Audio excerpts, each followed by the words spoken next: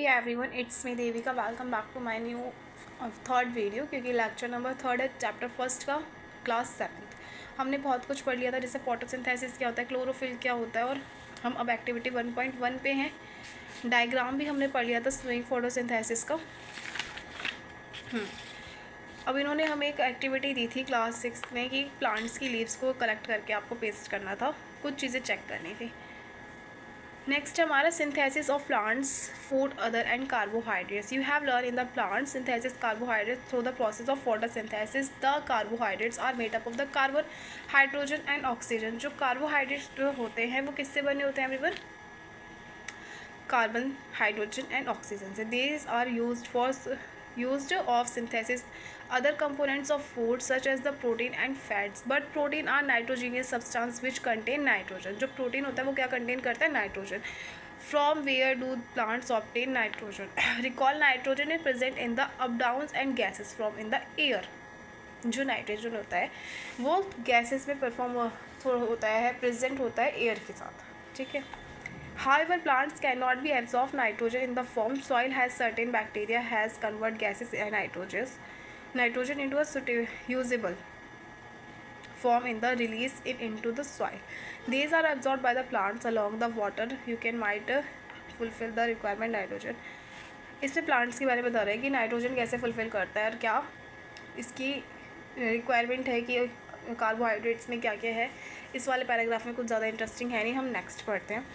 Other modes of nutrition in plants. These are some plants which do not have chlorophyll. अभी तक हम क्या पढ़ रहे हैं कि सबके पास अपना अपना क्लोरोफिल होता है प्लांट्स में, but some plants are have जिनके पास अपना क्लोरोफिल ही नहीं होता. फिर वो कैसे सर्वाइव करते हैं? They can not synthesis food. How they can survive and form. Why do we drive nutrition. वो कैसे अपना फूड न्यूट्रिशन प्राप्त करते हैं, पाते हैं, कैसे सर्वाइव करते हैं. Like humans and animals. क्योंकि हमें भी तो दूसरों पे निर्भर रहना पड़ता है, हम भी तो प्लांट्स पे निर्भर है. Depend on food produce by another plants. They use heterotrophic mode. उन्हें क्या कहते हैं? Heterotrophic food mode.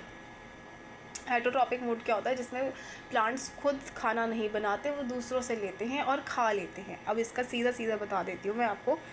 This is a plant called amarbel कैस्क्यूटम.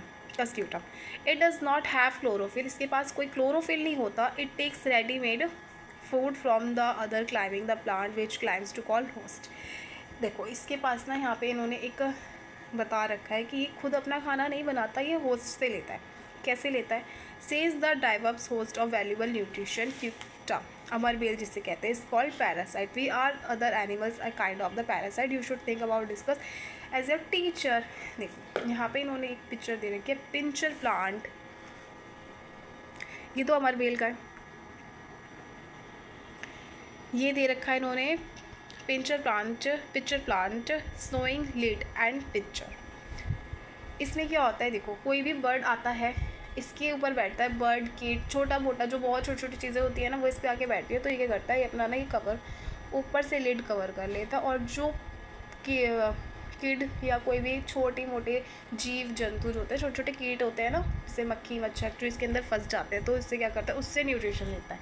इसमें और कुछ भी नहीं है बताने लायक, इतना सिंपल सा है. नेक्स्ट आपका है सैप्रोट्रॉप्स.